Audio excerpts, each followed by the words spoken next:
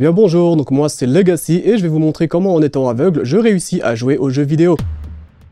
Alors, je suis devenu aveugle vers mes 4 ans. 3 ans, 4 ans. Et donc c'est suite à un accident plus une maladie, donc c'est arrivé comme ça. Hein. Je me rappelle de mon premier jeu.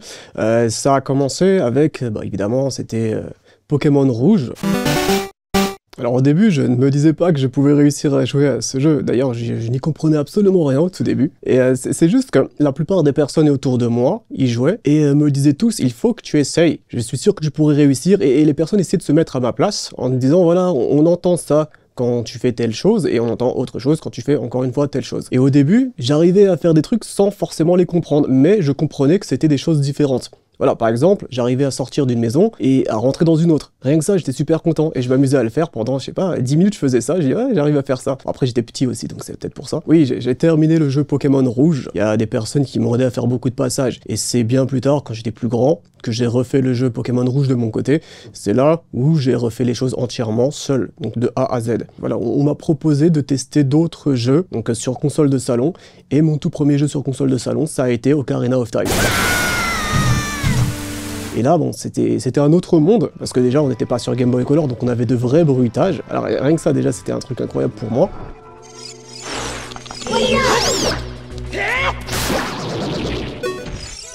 Ce qui est incroyable dans ce Zelda Ocarina of Time, c'est que dans les temples, les coffres qu'on doit récupérer sont la plupart du temps toujours placés en ligne droite par rapport à la porte ou par rapport à un couloir. Et là, nous sommes contre un mur parce que Link vient de ralentir. On va se décaler un tout petit peu sur la droite. C'est soit c'est tout droit, soit c'est dans un angle, mais dans un angle droit. Dès qu'on passe à proximité de quelque chose qui peut être visé, eh bien, il y a un petit signal sonore pour nous le faire savoir.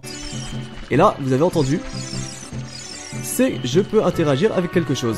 Donc, on peut vraiment se faire une carte mentale et comprendre le tracé des lieux pour savoir où sont les objets. À droite, en haut, ici. Et on peut directement lui tirer dessus. Et maintenant, c'est terminé. C'est pour ça que je n'aime pas être dirigé en mode il faut que tu ailles par là. Non, je veux comprendre comment, moi, je dois aller par là. Et là, je pense que c'est à moi de jouer.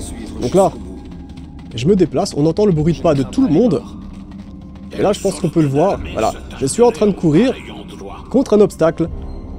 Je pourrais y rester des heures comme ça. Le personnage pourra continuer à courir, mais je pourrais pas savoir que je suis contre un obstacle. Et ça, c'est vraiment les gros problèmes dans les jeux vidéo, même encore aujourd'hui. Si on est vraiment bloqué, on peut au moins pas aller voir une solution, parce que les solutions, c'est pour nous dire exactement ce qu'il faut faire, mais au moins aller voir l'histoire pour comprendre où est-ce qu'on doit se rendre. Voilà, ça m'est déjà arrivé, je dis, je sais pas ce que je dois faire, je vais juste regarder l'histoire pour savoir voir le déroulement, et hop, le déroulement dit, voilà, maintenant que vous avez réussi à faire ça, il faut se rendre à tel endroit pour avoir la suite. Heureusement, dans le Seigneur des Anneaux, c'est pas...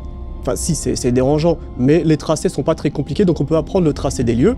Donc au bout d'un moment, je peux comprendre que je suis contre un mur puisqu'il ne se passe rien. Et en plus de ça, on entend le bruit de pas des autres personnages qui s'est arrêté. La plupart des personnes vont jouer le jeu de la manière officielle, donc de la manière unique que le jeu doit être joué. Oui, parce que je suis pas dirigé par justement la flèche qui va me dire d'aller ici ou d'aller là-bas. La flèche elle va me dire d'aller là, moi je vais complètement aller à l'opposé sans le faire exprès. Je pourrais aller en bas si j'en ai envie, mais je vais pas le faire. Et là ça parle. Ils viennent de dire les esprits des morts. Donc ça veut dire que j'ai réussi à faire quelque chose de nouveau. Dès qu'il y a les dialogues qui se mettent en place, ça veut dire qu'il y a quelque chose qui se met en place. Et là, les monstres arrivent.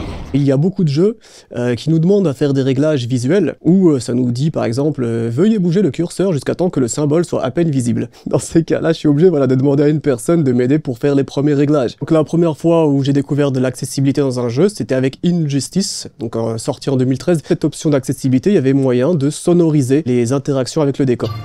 Et là, vous pouvez entendre un petit bip sonore, écoutez. Et c'est, je sais pas, moi, peut-être 5 ans après avoir eu le jeu que j'ai été mis au courant de ça. Salut, eh bien regardez sur quoi je suis aujourd'hui. C'est pas courant ça, un jeu de course. Xbox qui m'a contacté pour tester ce jeu, puisque c'est une première en ce qui concerne l'accessibilité aux personnes non-voyantes pour les jeux de course. La voiture n'a pas l'air d'être très stable. Gauche 3 long, il va y avoir un virage bientôt. C'est maintenant. Gauche 2 long. On l'a pas très bien vu, mais on l'a passé. Mais en gros, donc voilà, là c'est grâce à la spatialisation, donc le fait de savoir quand est-ce qu'on est à droite ou à gauche, eh bien on peut réussir à faire la course. Hop. Là on tourne sur la gauche, on entend le moteur qui nous dit où est-ce qu'il faut aller. Maintenant plus sur la droite. Ça par contre on sait pas d'où ça vient, c'est pas grave. Et il s'avère que pour une première, c'est juste excellent, puisqu'on a exactement ce qu'il faut pour réussir à jouer. Bon là, la performance n'a pas été excellente parce que on n'a pas eu tout ce qu'il fallait pour bien faire les réglages, mais on est un peu hors piste, mais c'est pas grave. Droite 5.